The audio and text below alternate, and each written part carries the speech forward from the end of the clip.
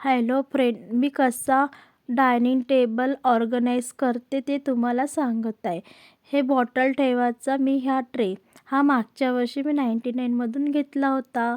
3 सेटचा खूप छान युजफुल मला मिळाला. त्याच्या मी सगळ्या बॉटल आणि लिंबाच्या लोणच्याची भरणी पण बसली त्याच्यामध्ये बघा. सगळ्या बॉटल मी त्याच्यामध्ये ऑर्गनाईज केलं आहे. कशा वाटते? आणि ही माझ्या रुखवतातली बंडी आहे. ही जी मी दिवाळीच्या वेळेस मला खोक्यात सापडली होती. मग मी म्हटलं की नाही, ही छान डायनिंग टेबलवर खूप सुंदर दिसेल.